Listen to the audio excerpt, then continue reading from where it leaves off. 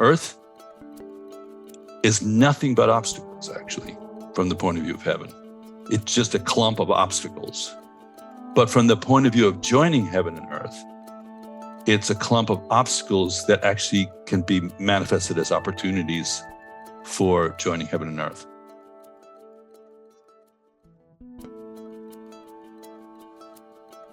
Spiritual and mystical suggests something rarefied, otherworldly, and loftily religious, opposed to an ordinary material life which is simply practical and commonplace. The whole point is to show the fallacy of this opposition, to show that the spiritual is not to be separated from the material, nor the wonderful from the ordinary. We are opening today's podcast with a quote from Alan Watts's This Is It, and other essays on Zen and spiritual experience. Hello, friends, and welcome back to the Creativity and Spirituality and Making a Buck podcast with David Nichtern on the Be Here Now network. My name is Michael Cammers, your host and monologist. On behalf of all of us at Be Here Now and Dharma Moon, we sincerely hope this podcast finds you as well as can be, and we are grateful that you are joining us. Here at CSM, our guide David Nichtern discusses how to lead an integrated life involving spiritual practice, creative expression, and right livelihood with guests who embody and manifest these principles in their own life. Occasionally, however, we release podcasts of David giving a Dharma talk sans guest, and this episode falls under that category. The theme of this excerpt is one we hold dear in our community, the principle of joining heaven and earth mindfully with humanity. I will quote David's book that this podcast is named after to set the table, but first, friendly reminder that Creativity, Spirituality, Making a Buck is available wherever books are sold, and if you buy the book, you should do the journaling workbook. It's really, really good. Okay, and I quote, "Heaven represents opening our minds, expanding our horizons, and envisioning possibilities. Earth represents being practical, grounded, and mastering all the tiny details of life. When heaven and earth are joined or synchronized, we can experience harmony and prosperity."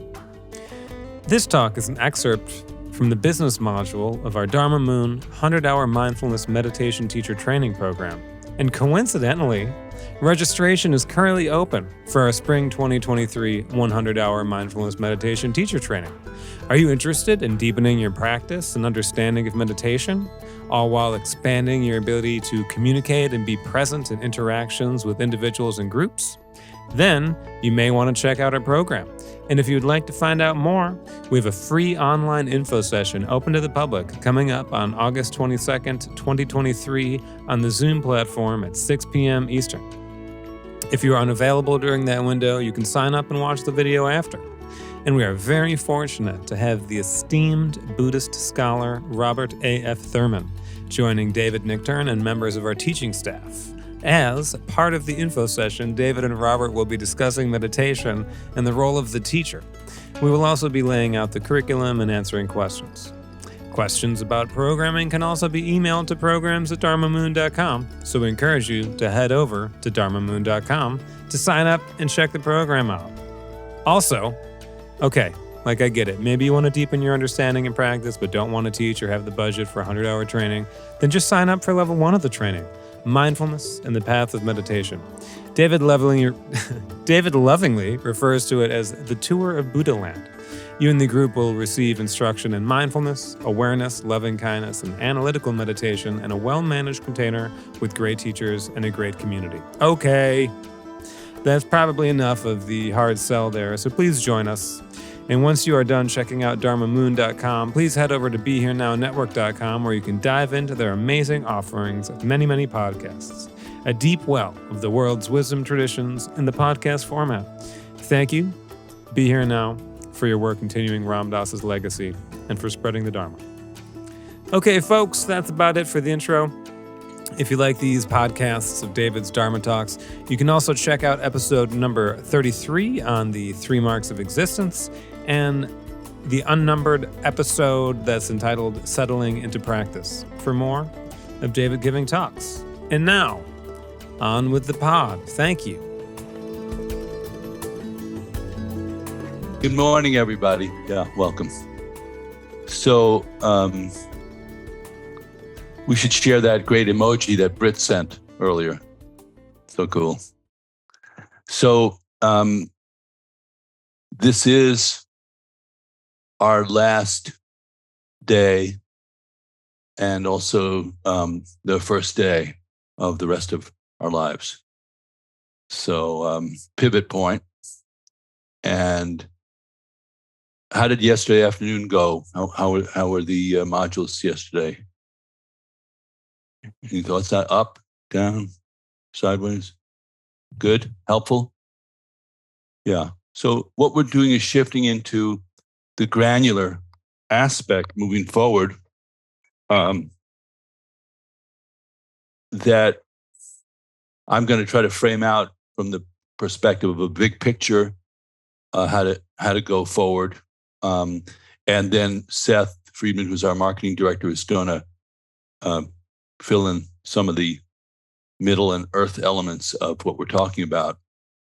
But in a nutshell, there's some kind of vision, that accompanies us in our life, right? Some kind of vision. And I mean, obviously, the original notion of vision is you see what's right in front of you. That's a good way to start. If you're on a vision quest, you might want to just start by looking and seeing what's actually right in front of you and around you. But then you kind of elevate in a sense, and you go to what you might call the 500-foot or the 1,000-foot level, the 2,000-foot, 5,000-foot level to see the whole picture. And this is a notion of heaven and earth that is a very powerful way of framing out your journey. And it's very traditional, it's very ancient, actually.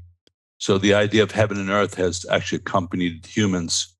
It's almost our, if we were a sandwich, each one of us, we'd be the inner part, the Vegemite or the meat or whatever. And each slice of bread, one would be heaven, one would be earth. And so we're taking our individual journey and we're trying to align it with heaven and align it with earth. And this is called joining heaven and earth. So I talk about this quite a bit in my book, and I'm going to just flat out recommend that you get the book and read or listen to it, the audio book. Shameless plug here, called Creativity, Spirituality, and Making a Buck. And you'll find it has a lot of correlation with what we've been talking about here in terms of achieving some kind of internal alignment with your state of mind, but also then how do you manifest that outward and going forward, so that your life, your inner and your outer life, become tuned and aligned, and that's what's called harmony in this sense. So harmonizing heaven and earth would be another way of saying it. And in the classical Japanese flower arranging, for example, or traditional forms, there's the third element to joining heaven and earth, which is called humanity. Heaven, earth, and humanity, people. So in this classic paradigm, the role of humanity, of us, is to join heaven and earth. Isn't that cool? It's so simple in a way. So, and you could use that as a gyroscope for your whole existence. You could use it as a gyroscope for cultural settings, for families, for communities, for businesses, for a band, for a creative project. So simply put, we're just going to do a quick look at it today. The notion of heaven is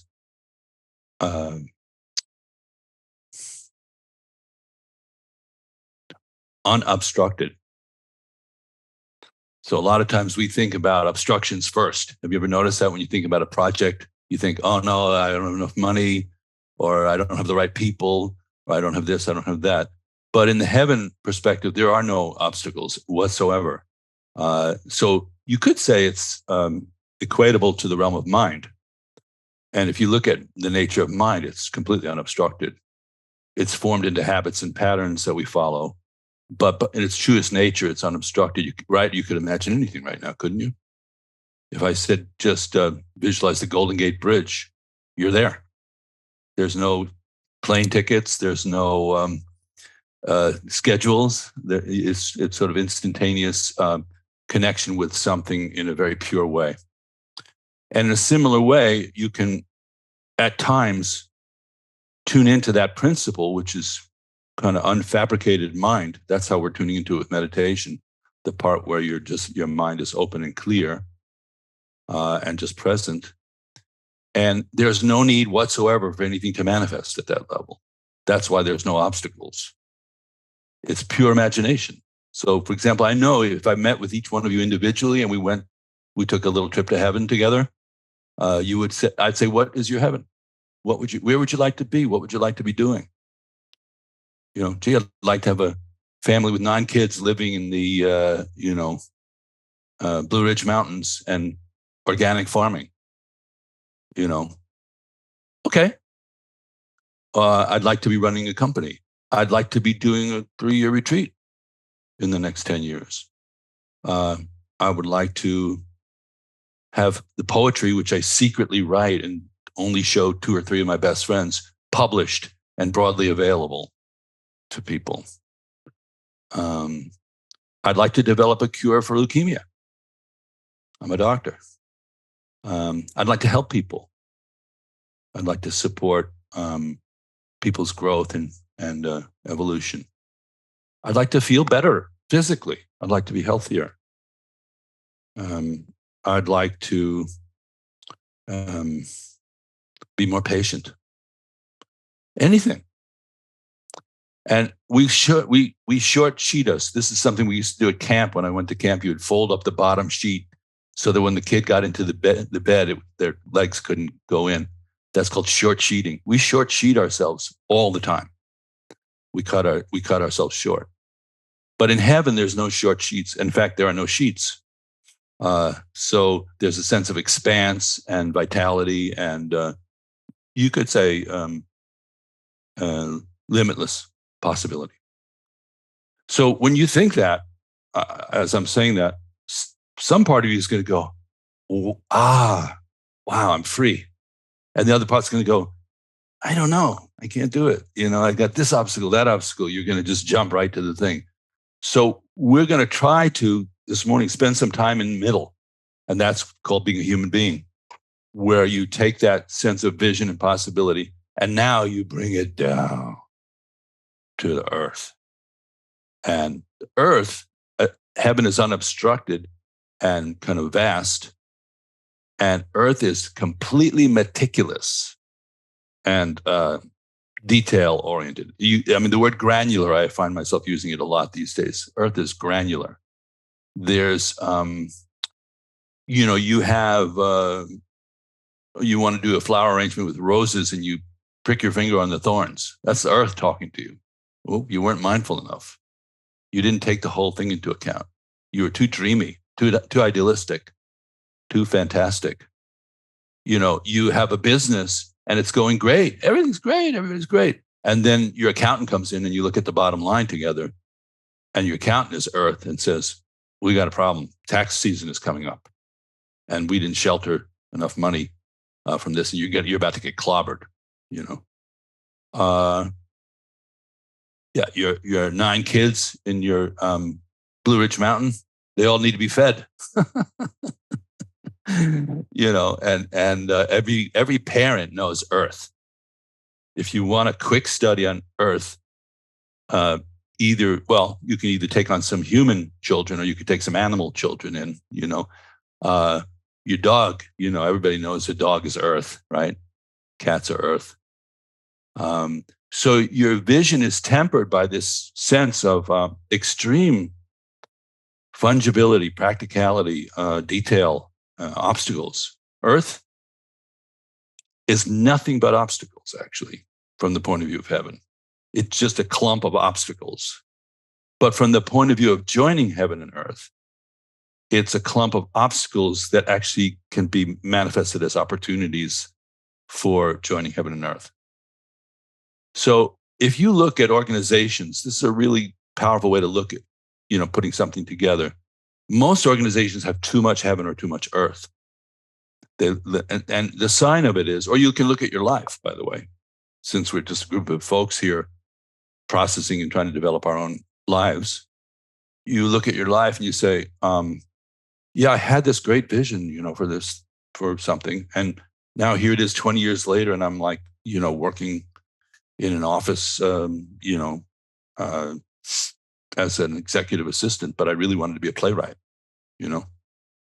I bet if we went around the room and everybody had to say, in fact, I'd love to do this sometime, and we will do it sometime in our creativity, spirituality, and making a buck workshops.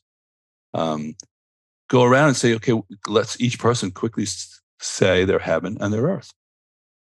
Here's what I really wish, in an expansive way, and here's what's manifesting for me. So this is an ancient paradigm. It's a beautiful paradigm. And the notion of the role of humans in this paradigm, you can, Mission Impossible, you can choose to accept this or not. You can go like, nah, I don't buy into this. I'm just trying to get by, I just want to get to, I had a friend who wants to get to retirement age so they can do whatever, just getting by day by day. But if you have any sense left in you of aspiration, soaring eagle aspiration, and you have any gas left in the tank, some juice, and there's ways to put gas in the tank, by the way, everybody, there's ways to get juice. You're still working on this equation. You're still working on it right now, today, tomorrow, this week. How am I going to take this course with 2 young children? There's heaven and earth right there. And we see the cats and the dogs and the kids wandering in and out of your Zoom spaces. And so our heaven at Dharma Moon is trying to leave a lot of room for earth. We don't want to create some idealized spiritual universe, which is immaculate and pure and perfect, but there's no people in it. There's no animals in it. There's no cities in it. There's no governments in it. There's no challenge in it. So the principle that we're following is called the path of the warrior. And if you want to, I'd recommend this book by Chogyam Trungpa called Shambhala, the Sacred Path of the Warrior. This vision is very old, and this is just one iteration of it, in which we rise to the challenge. We meet the challenge of living rather than shrinking from it, and rather than trying to conquer it, we meet it. We accept the auspiciousness of the circumstances that are presented to us. We don't wish we were in another time or place. That's more idealistic. We appreciate and respect other people on the path. We try to help them. We try to encounter our fear as an opportunity to develop fearlessness, bravery. We try to be gentle and soulful in how we work with other people. And we're curious about the whole thing. So you could say that the warrior path is not about being a Navy SEAL necessarily, but it's about being fearless, gentle, and curious as you encounter situation after situation, and an attempt to join whatever your best aspiration is with the actual practicality of your worldly existence. That's a great way to live, in my humble opinion. Or IMHO, as they would say, right? IMHO, my humble opinion. So this comes down to where we are at this moment with our program here, is we've introduced one of the primary tools for joining heaven and earth, which is mindfulness meditation. So like if you are going to be some kind of brave individual, you need this tool in your toolbox. Because if we go off without that, it becomes very heady. We have not tamed our kleshas, our neurotic habitual patterns in any way, shape, or form. And we just will go out and kind of spread our projections onto the world and create a toxic situation in our world, which is a mirror image of the qualities that are manifesting in our own mind. And this happens eternally, over and over and over again. That's what's called samsara. We just recreate a neurotic situation based on the fact that we forgot to meditate, basically. Oops. So what is meditation? Mindfulness is a neutral zone in which you can drop or let fall away everything. So I recommend that you do not look at your mindfulness practice as a gaining thing, even though, to be honest, we present it partly that way because of the culture we live in, which people want something, they want something for what they put in, you know. So of course we say clarity, strength, and stability. That's actually traditional Buddhist logic for shamatha meditation. And you should be getting a little bit more settled. Has anybody noticed that after 4 months of this, there's a little bit of a kind of quality of settling or less reactivity on the fly and meeting the situation with a little more equanimity? Just a little shard of it. But another way to approach it is we're not trying to do anything in particular. And it says human being, right in the title. Like in the movie business, we look at what's in the title, and above the title, that's got a lot of clout. Human being. It doesn't say human doing.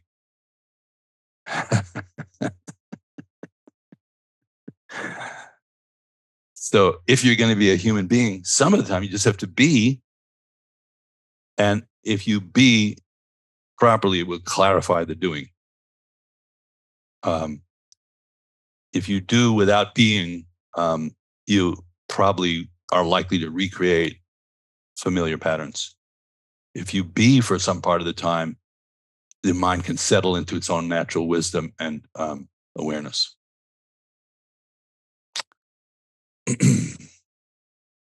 So here's the deal. All this is pretty well spelled out in my book.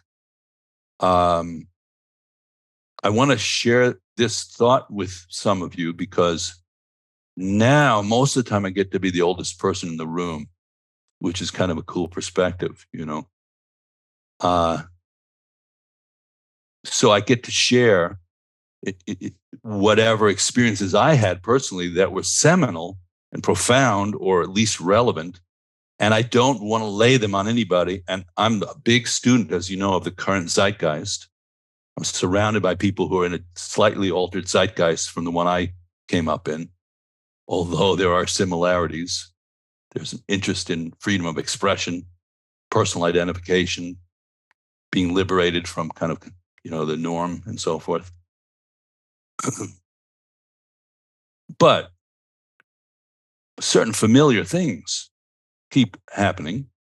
I don't know about you, but you keep ending up in relationships with people. Does that happen to you? You end up in relationships with people. You end up trying to figure out your livelihood equation. No? How are you going to pay the rent? You end up trying to feel your creative juice, expression. Is there any room for that in my life? Or,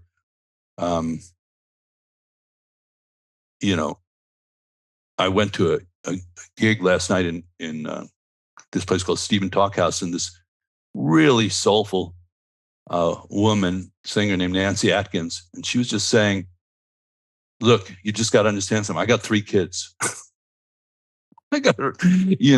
I'm tough, I'm rough, and I'm here, and I'm telling you about it. And the amount of juice that came out of that amount of earth that she was presenting soared. It was interesting. At times it really soared. So we're, ending up our study of introductory study of mindfulness meditation. I want to get people on the path. If you ask me what I've spent a fair amount of my energy in a life doing, it's just nudging people onto some kind of path or recognition of journey. And that's the way I've expressed my love and affection for life.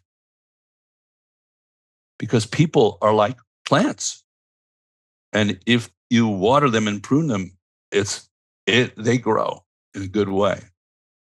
So this is, I think, probably we all share this aspiration. I don't know anybody here who's not here with the ultimate motivation of trying to help other people in some way, support other people's growth.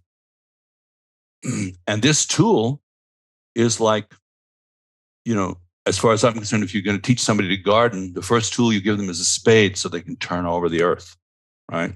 So they can turn it over, see what's there, liberate the possibilities. And the mindfulness meditation is the best tool I personally have ever experienced, including all the modalities that are out there to transformation. And, as far as I'm concerned, they're all good, but the best foundational tool is for you to sit and be with yourself for a while and get to know yourself without any agenda whatsoever and just be a human being. Then everything can be, compounded on top of that. So our agenda today is, I'm going to give it over to Seth in a little while, and then we'll have some time for Q&A at the end. Our agenda for today is to take this moment in time where we've put this tool into our toolkit. We're starting to recognize the power of it for ourselves. You will soon, or you have already started to share that with people. You'll see if it's, in doing that, you'll get a sense of the worthwhileness of it, and the wholesomeness of it. It's a very wholesome kind of practice. And then you may want to do more with that, So our training and our community in general is very oriented towards allowing people to train and then go back out into the field. Come back and train, go back out into the field. Train, go back out into the field. That's the rhythm of it. We're not trying to pluck people from the worldly life and show them that it's useless and hopeless and just go ahead and become a renunciate. That's just not our path.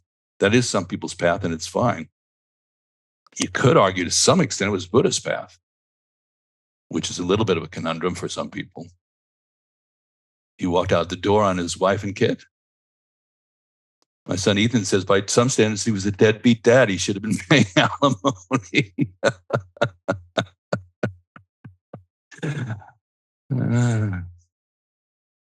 So looking at how much time do we spend pulling back so that we can straighten out our side of the street, and then we re-engage. So, for example, one of the great masters I ever met was Dilgo Khyentse Rinpoche, who was Trungpa Rinpoche's teacher and many other people's teacher. And he was in a cave for 15 years. Isn't that amazing? Can you imagine that now? Like one of you says, I'm going into the cave.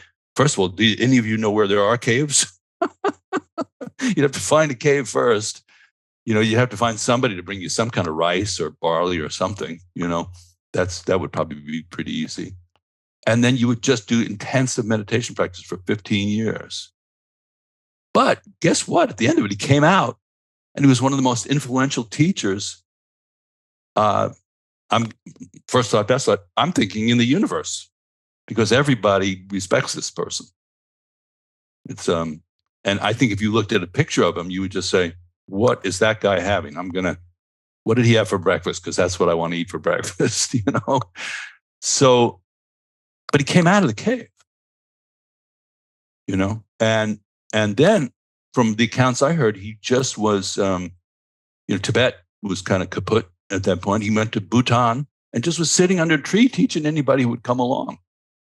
And then he became the advisor to the king and queen of Bhutan, counseled many of the high lamas of our age, So there's a certain organic quality going in and out of the cave. And a metaphor of us doing our practice, and being very still, very quiet, and not worrying about fixing anything. And then we go forth and we re-engage. So at this point, heaven and earth, what we have as a vision in heaven form, begins to descend, drop, like a plane dropping its landing wheels. And the rubber starts to hit the road. What do you want to do with this? And then the vision transforms into a potential project. And then only then do you become involved with strategy, tactics, management type issues. And so that's a very powerful thing. And in my book, I say it's a very simple moment in a way. When you cook up a project, I just advise you to think of it this way. Is it going to be your livelihood, or is it just something for the heart or for the soul or for fun? And now everybody who wants to do it for fun and for heart and soul, you go to one side of the room. If this is going to be in any way influencing your livelihood, now we have a whole nother conversation to have. How are you going to do it? How are you going to manifest this? That is the next part of the discussion and also the next chapter in the book. So if you'd like to tune in, pick up the book, sign up for the MMTT, we would love to have you.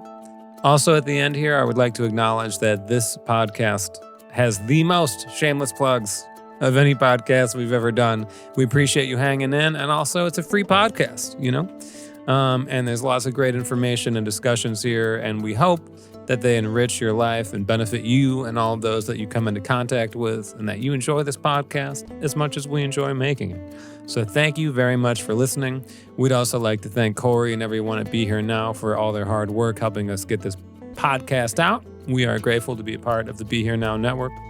If you enjoy this podcast, please give us an 11 thumbs up on whatever app you are listening to us on, and leave a positive comment, share on the socials, tell your friends. These kind of things help us spread the word. Also, if you have any suggestions for guests or a conversation for David and I to have, please reach out and let me know and say hello. You can reach me at michaelk@dharmamoon.com. And I'm very excited that conditions in my life have gotten back to the place where we are trying to get the podcast back on a regular release schedule. I had a disruption in my life earlier this year, and I've been caretaking for a very special loved one who is doing well again. Thank you, universe. So, stay tuned, stick around, keep an ear out, and we hope to bring many more great conversations to you in the upcoming years. May you be safe, healthy, happy, and at ease. All the best.